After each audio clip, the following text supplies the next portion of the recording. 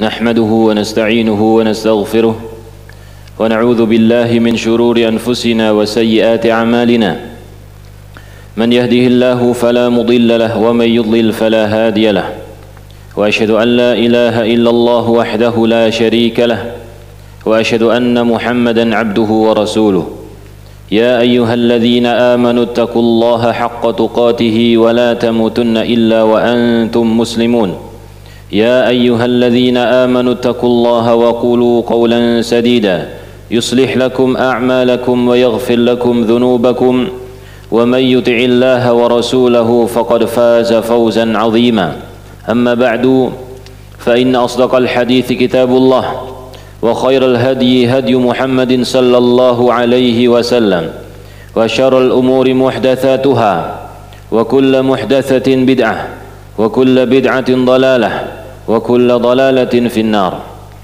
Jamaah kaum muslimin yang dimuliakan Allah Subhanahu wa taala. Bertakwalah kepada Allah Subhanahu wa taala Rabbul Alamin dimanapun kita berada. Bertakwalah kepada Allah Subhanahu wa taala dengan sebaik-baik ketakwaan sebagaimana Allah Subhanahu wa taala memerintahkan takwa kepada nabinya, sebagaimana Nabi Muhammad sallallahu alaihi wasallam memerintahkan bertakwa kepada para sahabatnya yang beliau cintai. Maka wasiat ini juga sangat penting buat kita semua, bertakwa kepada Allah dengan senantiasa beribadah hanya kepada Allah, mentaati perintah Allah, menjalankan perintahnya dan menjauhi larangannya, serta mensyukuri nikmat-nikmatnya dan senantiasa ingat kepada Allah Subhanahu wa taala. Jamaah yang dimuliakan Allah Subhanahu wa taala, Nabi kita Muhammad sallallahu alaihi wasallam telah mengajarkan untuk kita semua banyak hal. Di antara yang beliau ajarkan untuk kita adalah tentang kebersihan yang berkaitan dengan tubuh kita, di mana ini termasuk sunnah-sunnah yang diajarkan oleh Allah Subhanahu wa taala kepada nabinya dan dilakukan oleh seluruh para nabi dan diajarkan oleh mereka kepada umatnya, dan ini juga diajarkan oleh Nabi Muhammad sallallahu alaihi wasallam untuk kita semua. Maka kita sebagai umat Nabi Muhammad sallallahu alaihi wasallam memperhatikan hal ini. Dalam hadis Ibunda Aisyah radhiyallahu anha, Nabi Muhammad sallallahu alaihi wasallam mengatakan, "Ashrun minal fitrah." Ada 10 hal yang termasuk bagian dari fitrah, di mana Allah Subhanahu wa taala menciptakan manusia itu sesuai dengan fitrahnya. Maka apabila seseorang menjaga 10 hal ini, maka dia senantiasa berada di atas fitrahnya yang berkaitan dengan sunnah-sunnah yang diajarkan oleh Allah Subhanahu wa taala. Yang pertama adalah qassus syaribi wa i'fa'ul liha was-siwak wastinsyaqul ma.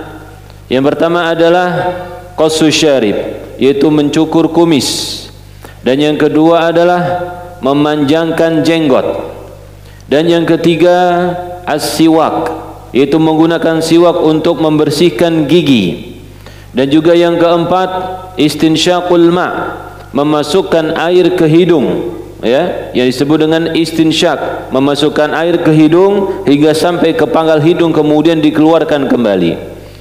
Kemudian wa taqlimul wa qassul adfar wa ghuslul barajim wa natful ibti. Yang kelima adalah memotong kuku, dan yang keenam yaitu mencuci barajim, sela-sela tangan, ya, sela-sela yang ada di tangan kita diperintahkan untuk dibersihkan. Kemudian yang ketujuh yaitu natful ibti, mencabut bulu ketiak, Kemudian yang berikutnya, yang bagian bawah, beliau mengatakan wa halqul anah wa intiqasul ma, mencukur habis bulu kemaluan, wa intiqasul ma, yaitu cebok, membersihkan kemaluan dubur ataupun kubul setelah buang hajat. Kemudian yang ke-10 rawi lupa, wa nasitul ashirah illa an takuna madmadah. Aku lupa yang ke-10, kecuali kumur-kumur, kata beliau. Yang beliau ingat yang ke-10 adalah kumur-kumur. Akan tetapi Qadhi Iyad, ya, Qadhi Iyad menambahi, memberikan komentar tentang apa yang diingat oleh perawi di sini. Mungkin la'allahu al-khitan, mungkin yang 10 ini adalah khitan, sebagaimana disebutkan dalam hadis Abu Hurairah radhiyallahu anhu, di mana Rasulullah sallallahu alaihi wasallam menyebutkan dalam riwayat Abu Hurairah, yaitu khamsun minal fitrah, ada 5 hal yang termasuk fitrah, yaitu qassus syaribi wa ifaful liha, mencukur kumis dan juga memanjangkan jenggot. Kemudian al-khitanu wal istihdad, yaitu khitan, ya. Pertama beliau menyebutkan al-khitan, kemudian yang kedua istihdad, yaitu mencukur bulu kemaluan. Yang ketiga adalah natful ibti, mencabut bulu ketiak.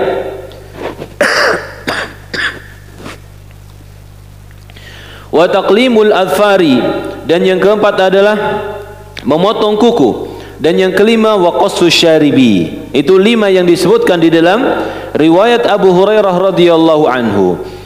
Dan yang tidak ada dalam riwayat Ibunda Aisyah radhiyallahu anha adalah khitan. Maka para ulama menyebutkan 10 hal yang termasuk sunnanul fitrah yang harus diperhatikan oleh setiap muslim. Maka yang paling mudah untuk menghafal, Nabi sallallahu alaihi wasallam mengurutkan dalam hadis Ibunda Aisyah radhiyallahu anha menjadi 3 bagian, yaitu 4 di atas, 3 di tengah, dan 3 di bawah. Adapun 4 di atas, yaitu yang pertama adalah qassus syaribi, mencukur kumis. Maka kumis ini jamaah dimulakan Allah Subhanahu wa taala, diperintahkan oleh Nabi Muhammad sallallahu alaihi wasallam untuk dicukur, dipendekkan. Maka dalam lafaz yang kita sebutkan dalam 10 fitrah ini ada beberapa lafaz. Yang pertama adalah membiarkan. Kemudian yang kedua adalah mencukur. Yang ketiga adalah mencabut. Yang keempat adalah menghalak, yaitu cukur habis. Ya, yaitu menggunduli, ya, bahasa kita menggundul, halak artinya menggunduli. Ini 4 yang disebutkan di dalam sunnah fitrah. Adapun mencukur artinya menipiskan, itu untuk kumis. Adapun membiarkan, dibiarkan, itu untuk jenggot. Kemudian natf yang artinya adalah mencabut, maka itu untuk apa? Untuk ketiak. Dan yang terakhir adalah untuk menggunduli, maka ini untuk bagian bulu kemaluan. Maka tentu di sini ada sesuatu yang sangat berbeda yang harus kita perhatikan. Meskipun para ulama ada yang menyebutkan, bagaimana kalau misalkan yang dicabut ini diganti dengan dicukur habis, ya, maka mereka mengatakan boleh saja. Akan tetapi mencabut itu lebih utama. Bagaimana yang disuruh untuk ditipiskan tetapi dicukur habis, boleh saja. Akan tetapi ditipiskan itu lebih utama. Ya, yang pertama adalah qassus syaribi, memotong atau menipiskan kumis. Maka dalam hadis Al-Mughirah bin Syu'bah, beliau pernah bertamu kepada Nabi sallallahu alaihi wasallam di waktu malam. Ya, mungkin ketika waktu makan malam antara maghrib dengan isya. Maka Nabi sallallahu alaihi wasallam menghidangkan untuk beliau, ya, salah satu bagian dari kambing yang dipanggang, kemudian dihidangkan oleh Nabi sallallahu alaihi wasallam, dipotongkan sendiri oleh beliau, dihidangkan kepada sahabatnya. Setelah itu datang waktu salat. Kemudian Nabi sallallahu alaihi wasallam melihat kumis Mughirah ini sudah panjang, ya, syaribi qad wafa, kata beliau, kumisku sudah panjang. Maka Nabi sallallahu alaihi wasallam mengatakan, aku sulaka ala siwak, aku mau motongkan kumis kamu di atas siwak. Artinya kalau kita biasa motong rambut pakai sisir, ya, pakai sisir ukuran 1 sisir atau berapa, tapi di sini Nabi sallallahu alaihi wasallam menggunakan siwak. Hanya saja kita nggak tahu siwaknya itu seberapa, apakah siwak kecil, apakah siwak besar. Hanya saja, ya, ketika disebutkan siwak artinya tidak habis, ya, ada jarak antara sesuatu yang tumbuh dengan pangkal kumis kita. Maka ini yang disunahkan di dalam memotong kumis. Kemudian yang kedua, yaitu memanjangkan jenggot. Memanjangkan jenggot ini adalah termasuk sunnah. Bahkan para ulama menyebutkan wajib. Dan salah seorang ulama, Syekh Sulaiman Ruhaili, menyebutkan ini adalah ijma' para ulama, ya, bahwasanya mereka mengatakan bahwasanya jenggot ini hukumnya adalah wajib untuk dipelihara, untuk dibiarkan, bukan untuk dihabiskan, bukan untuk dicabuti, ya. Sebagaimana salah satunya adalah Nabi SAW mengatakan khaliful musyrikin, khaliful musyrikin, ya, selisihilah, berbedalah kalian dari orang-orang musyrikin. Dalam lafaz lain disebutkan khaliful majus, berbedalah kalian dengan orang majusi, yaitu qassus syarib, juzzus syarib, wa'aful liha, ya, kumisnya dipotong, jenggotnya dipanjangkan. Ini hadis Nabi SAW. Maka dalam memanjangkan jenggot bukanlah kriteria kelompok tertentu, bukanlah kriteria jamaah pengajian tertentu, tidak. Karena ini adalah sunnah Nabi SAW. Para nabi semuanya berjenggot. Kalau kita lihat dalam hadis, dalam ayat-ayat Al-Quran, ya, Nabi Musa ketika marah kepada saudaranya, wa akhadha bi lihiyatihi, ya, Nabi Musa mengambil janggut, ya, mengambil jenggot dan juga kepala mau dipatahkan oleh Nabi Musa. Kemudian juga Nabi kita Muhammad SAW, kalau kita membaca Syama'il Muhammadiyah, maka Nabi SAW memiliki jenggot. Demikian juga para ulama, para sahabat radhiyallahu anhum. Maka jangan dianggap jenggot ini sebagai sesuatu yang menakutkan. Ya, ada sebagian orang kalau melihat orang berjenggot dinisbatkan kepada kelompok tertentu atau bahkan teroris katanya. Ya, hati-hati, itu jenggot, hati-hati dengan orang yang berjenggot. Padahal ini adalah sunnah. Bahkan sebagian orang menjadikannya sebagai bahan olok-olokan, dihina. Orang yang punya jenggot dihina, seakan-akan dia adalah penjahat. Padahal ini sunnah Nabi SAW. Maka sungguh mengkhawatirkan perbuatan seperti itu.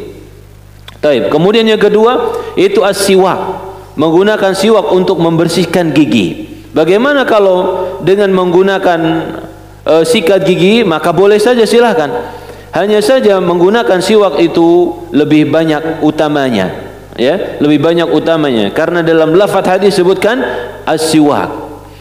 Demikian yang keempat yaitu istinsyaqul ma', memasukkan air ke hidung, terutama ketika kita berwudu. Nabi Muhammad SAW mengatakan wabalig fil istinsyaqi illa an taquna sha'ima, berlebihlah kamu dalam memasukkan air ke hidung kecuali ketika kamu dalam keadaan berpuasa, ya, maka biasa saja. Tapi ketika kita sedang tidak berpuasa, maka bersihkan hidung kita ini dengan air sampai ke pangkal hidung untuk membersihkannya. Itu bagian yang pertamanya di atas, 4 hal. Kemudian yang di tengah 3 hal. Yang pertama adalah memotong kuku, ya, qasul alfar atau taqlimul alfar, memotong kuku. Jadi kita diperintahkan untuk membersihkan kuku kita ini, dipotong, ya. Maka di bawah kuku kita ini ada kotoran-kotoran yang bisa membawa penyakit atau juga menghalangi dari sampainya air wudu ke tangan kita. Maka untuk menyempurnakan wudu kita, Nabi SAW memerintahkan untuk membersihkan kuku kita ini. Dan juga kita disunahkan untuk makan menggunakan tangan. Maka kuku yang panjang itu maka bisa akan terisi makanan yang menjadikan kotor, bau dan seterusnya. Maka ini adalah ajaran Nabi SAW dalam kebersihan. Kemudian ghuslul barajim, membersihkan sela-sela tangan. Ya, kita kemarin di musim corona diajari bagaimana cara membersihkan tangan, bagaimana cara cuci tangan. Maka ketahuilah bahwasanya Nabi kita Muhammad SAW, bahkan seluruh para nabi telah mengajarkan kebersihan, bagaimana membersihkan tangan itu, bukan di abad yang ke-20 saja, tidak, tapi sejak zaman dahulu, ya, sudah diajarkan untuk membersihkan tangan, ya, membersihkan sela-sela tangan. Kemudian natful ibdi, mencabut bulu ketiak. Sebagian orang riskan untuk mencabut bulu ketiaknya dengan berbagai macam alasan. Salah satunya adalah sakit. Aku nggak tahan sakit, ya. Maka ini adalah nilai sebuah sunnah Nabi SAW. membedakan bagaimana seseorang itu menahan sedikit rasa sakit untuk melaksanakan sunnah Nabi sallallahu alaihi wasallam. Apakah Nabi sallallahu alaihi wasallam tidak mengetahui kalau mencabut ketiak itu sakit? Tentu beliau tahu.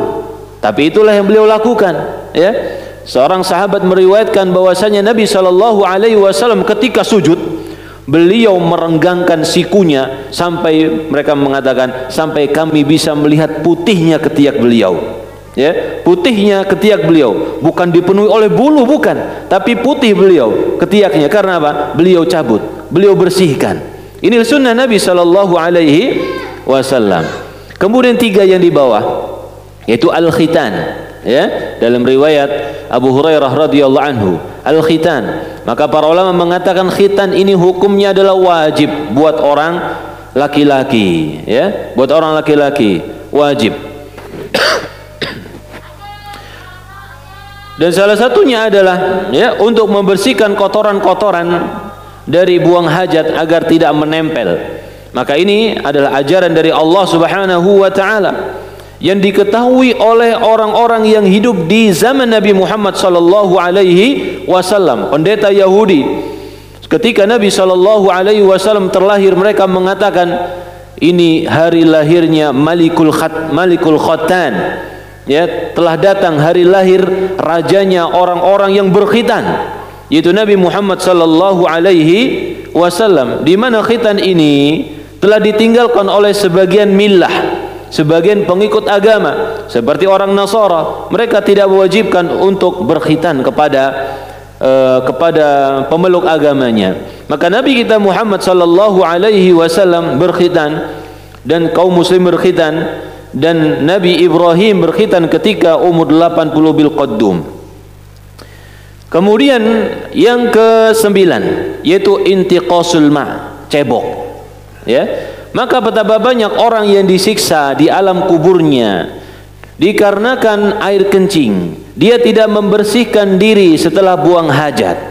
Maka setelah buang hajat besar atau buang hajat kecil, kita diperintahkan oleh Nabi Muhammad sallallahu alaihi wasallam untuk membersihkannya. Dan ini adalah salah satu kesempurnaan agama Islam. Salman Al-Farisi pernah ditanya oleh orang Yahudi, "Laqad 'allamakum nabiyyukum kulla syai'in hatta al-qira'ah?" Kalian itu diajarkan oleh Nabi kalian segala sesuatu, sampai buang hajat kalian diajari. Jadi seakan-akan orang Yahudi ini meremehkan Nabi Muhammad sallallahu alaihi wasallam. Apa kalian ini enggak bisa buang hajat sampai diajari? Ya, maka bukan itu maksudnya. Kita diajari bagaimana cara beribadah kepada Allah Subhanahu wa taala dalam buang hajat ini. Maka Salman Al-Farisi mengatakan, ajal, iya. Nuhnahana an nastaqbilal qiblata bighaitin aw baulin. Nabi sallallahu alaihi wasallam melarang kita untuk menghadap kiblat ketika buang hajat besar atau buang hajat kecil.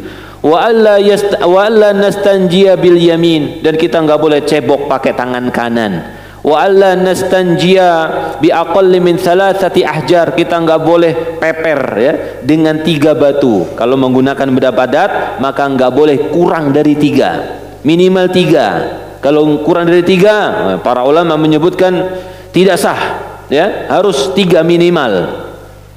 Wa alla nastanjiya bi raji'in aw 'azmin, dan kita enggak boleh peper menggunakan raji', yaitu kotoran binatang atau tulang binatang. Adapun istinja dengan air maka boleh sekali, yang penting sudah bersih. Maka ini adalah kesempurnaan agama Islam, jamaah yang dimuliakan Allah Subhanahu wa taala. Dan yang terakhir adalah istihdad atau halqul 'anah, mencukur habis bulu kemaluan. Dan dalam hadis Anas bin Malik radhiyallahu an, Rasulullah beliau mengatakan, wuqita lana atau waqata lana Rasulullah sallallahu alaihi wasallam. Nabi Muhammad sallallahu alaihi wasallam memberikan waktu kepada kami, yaitu untuk mencukur kumis, memotong kuku, mencabut bulu ketiak dan mencukur bulu kemaluan. Alla natrukaha aktsara min 40 lailah, agar kita tidak membiarkannya lebih dari 40 hari. Maka kalau kita membiarkannya lebih dari 40 hari, berarti kita telah menyelisih sunnah Nabi kita Muhammad sallallahu alaihi wasallam yang kita cintai. Semoga Allah Subhanahu wa taala memberikan taufik kepada kita untuk senantiasa cinta kepada sunnah Nabi dan mengikutinya dalam kehidupan kita sehari-hari. Aqulu qouli hadza wa astaghfirullah li wa lakum. Alhamdulillahi rabbil alamin, wassalatu wassalamu ala asyrafil anbiya'i wal mursalin, nabiyyina Muhammadin wa ala alihi wa ashabihi ajma'in. Asyhadu an la ilaha illallah wa asyhadu anna Muhammadan abduhu wa rasuluh. Ya ayyuhalladzina amanu taqullaha wal tanzur nafsum ma qaddamat lighadin wattaqullaha innallaha khabirum bima ta'malun. Jamaah himlakan Allah Subhanahu wa taala. Itu tadi 10 hal yang perlu kita jaga dari sunnah-sunnah fitrah. Dari semua hal tersebut, semuanya itu bentuknya dihilangkan, dibersihkan. Ada satu hal dari 10 hal tersebut yang paling berbeda, yaitu memanjangkan jenggot. Ya, memanjangkan jenggot. Jenggot tumbuh, rambut tumbuh, kumis tumbuh, bulu banyak yang tumbuh. Tetapi hanya satu yang diperintahkan oleh Nabi sallallahu alaihi wasallam untuk dibiarkan. Cuman satu saja yang diperintahkan oleh Nabi sallallahu alaihi wasallam untuk dibiarkan. Bukan rambut kepala, bukan kumis, bukan bulu ketiak, bukan. Tapi ini cuman satu saja yang dibiarkan. Coba kita cari dari bulu yang ada di tubuh kita, mana bagian yang diperintahkan oleh Nabi sallallahu alaihi wasallam untuk dibiarkan? Ini. Ya. Jenggot ini dibiarkan. Maka ini tumbuh terus tumbuh. Adapun alis tumbuh udah nggak tumbuh lagi udah. Begini, kalau kita cukur habis maka selesai, nggak akan tumbuh lagi. Tapi kumis ini tumbuh terus. Maka ini diperintahkan oleh Nabi sallallahu alaihi wasallam untuk dipanjangkan. Dan tadi Nabi sallallahu alaihi wasallam mengatakan khaliful majus atau juga khaliful musyrikin, menyelisih orang majusi, menyelisih orang musyrikin. Maka ini adalah salah satu bagian yang sangat penting, di mana Nabi sallallahu alaihi wasallam mengatakan man tasyabbaha biqaumin fahuwa minhum. Barang siapa yang menyerupai suatu kaum, maka dia termasuk bagian kaum tersebut. Maka banyak orang di zaman sekarang merasa malu kalau dia punya jenggot, karena orang-orang enggak punya jenggot. Ya, bertemu dengan orang-orang musyrikin, bertemu dengan orang-orang non-muslim, mereka enggak punya jenggot. Ketika seorang muslim punya jenggot, malu. Bukan ustadz, ngapain sih punya jenggot? Jenggot ini bukan kekhususan ustadz, bukan kekhususan orang yang suka datang ke masjid, bukan kekhususan orang yang suka ikut pengajian, bukan kekhususan orang yang belajar agama, tidak. Tapi ini adalah sunnah Nabi Muhammad sallallahu alaihi wasallam yang dipertahankan. Siapa yang mempertahankan? Kita semua, kaum muslimin. Kalau bukan kaum muslimin, maka kita serahkan kepada siapa? Sunnah Nabi sallallahu alaihi wasallam. Semoga Allah Subhanahu wa taala menjadikan kita sebagai orang-orang yang tegar di dalam sunnah Nabi sallallahu alaihi wasallam, mencintainya, mempelajarinya dan mengamalkannya dalam kehidupan kita sehari-hari. Allahumma salli wa sallim wa barik ala nabiyyina Muhammadin wa ala alihi wa ashabihi ajma'in. Allahumma ighfir lil muslimina wal muslimat wal mu'minina wal mu'minat al ahya'i minhum wal amwat innaka sami'un qaribun mujibu da'wat. Rabbana hab lana min azwajina wa dhurriyyatina qurrata a'yun waj'alna lil muttaqina imama. Rabbana hab lana a'immatan yuhibbunana wa nuhibbuhum wa tuhibbuhum ya rabbal alamin. ربنا آتنا في الدنيا حسنة وفي الآخرة حسنة وقنا عذاب النار. قم الصلاة.